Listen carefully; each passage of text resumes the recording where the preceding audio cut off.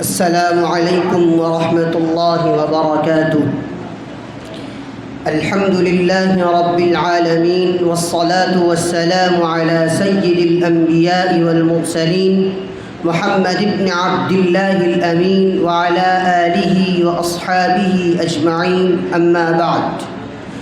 وبالسند المتصل منا إلى الشيخ الإمام الهمام الحافظ الحجة أمير المؤمنين في الحديث أبي عبد الله محمد بن إسماعيل بن إبراهيم بن المغيرة بن بردسبة الجعفي اليماني البخاري رحمه الله تعالى أنه قال: حدثنا المكي بن إبراهيم قال عبد الله بن سعيد هو ابن أبي هند عن أبيه عن ابن عباس رضي الله تعالى عنهما وعنهم أنه قال: قال النبي صلى الله عليه وسلم: نعمتان مغبون فيهما كثير من الناس، الصحة والفراغ. حضرة رئيس الحفل المبجل وسادة الأعزة وزملاء البررة، إنني أريد أن ألقي أمامكم حديث النبي صلى الله عليه وسلم وتشريحه وتوضيحه. أرجو منكم أن تستمعوا كلامي بشوق ورغبة.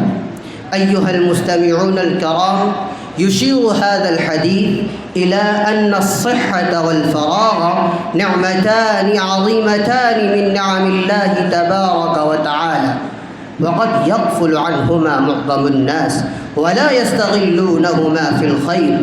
الصحة نعمة في البدن وعافية في الجسم.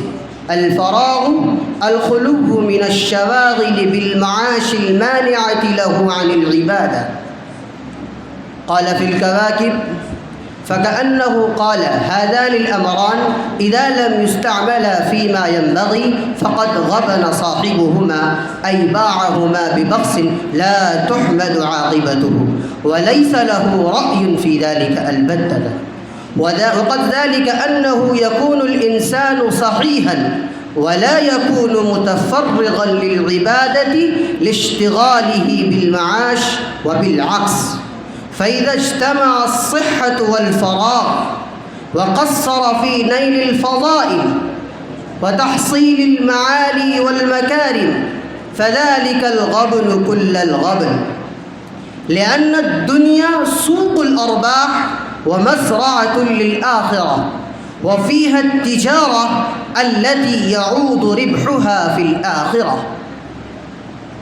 فمن استعمل صحته وفراغه في طاعة مولاه فهو المغبوط، ومن استعمل ذلك في معصية الله فهو المغبون، لأن الصحة يعقبها السقم والهرم ثم الموت، والفراغ يعقبها الشغل.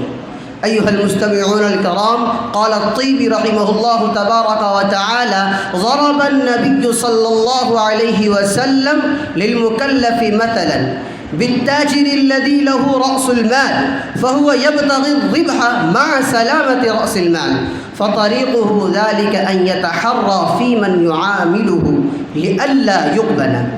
أيها المستمعون الكرام، الصحة والفراغ كلاهما رأس المال، فينبغي له أن يعامل الله تبارك وتعالى بالإيمان ومجاهدة النفس ليربح خيري الدنيا والآخرة.